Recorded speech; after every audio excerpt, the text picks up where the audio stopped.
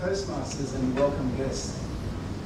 I think Terry took a leaf out of Rick's message in that, like a kangaroo or an emu, he's moving forward. And he's moving forward with his project that is going to benefit so many people once they are members of Toastmasters. And so many corporations will benefit from this as well. And he tied this back to the needs and the wants of the members. Existing members and helping out in the project, and new members. And I thought this was the highlight of Terry's presentation. He started off with a question, relating it straight back to us. How did we feel when we first came to this club, when we first heard about Toastmasters? How good was that? It's free, it's valuable, it's educational, and you're going to have a great time. He brought us right into his presentation. He gave us 3 points. It was the what, the why, or the how, and the you. The you being relevant to everyone here and everyone who will eventually join one of these clubs. He gave us the objectives of his project, the objectives of his speech to introduce the project to us as a group. This was a very strong presentation. It was a very strong presentation for the content and the way it was delivered to us, delivered to us. I would have, although, liked to have seen Terry get his movement and his body language in sync with his message, in sync with the positivity of his message and the strength of it. To me, it felt like he was wavering a little bit in his movement. He didn't have a lot of purpose with his actual movement across the stage, and the fact that his hands were often in this position. There wasn't a great deal of purposeful gesturing there.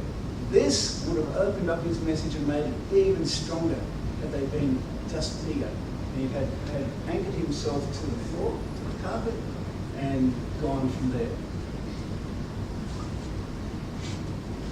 Another thing, his call to action. Now, he did give us a call to action towards the end. I would have loved to have seen him come just a little bit closer to us, quite purposely, and made it personal to every person in this audience, and really focused on just a few people with his call to action. Also that he emphasised exactly what he would have liked us to do. Come and have a talk to me after the meeting, today, before we go back to our desk, before we've got to write an email, before we've got to pick up the phone and call him. I'd like to talk to you, and you, and you. And we're going to make this project possible together. It's a teamwork. Now, it was an inspirational speech. This would have just taken it to the next level of inspiration. He communicated his vision to us most effectively. He gave us the why he was doing this, and how he was going to work with you, and what would result in the end. A number of corporate clubs, therefore giving more value to more people. He related it to values that he has and that Toastmasters themselves have, especially service to the member and service that will be. The relevance was in that value, the relevance to the audience, to this audience, and to all the new members.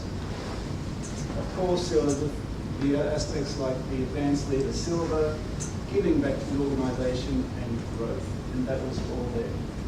This was an inspirational presentation. It would have been just very easily taken to the next level, but inspirational it was, and I'm sure he's going to get a good follow-up. This is a project. Great.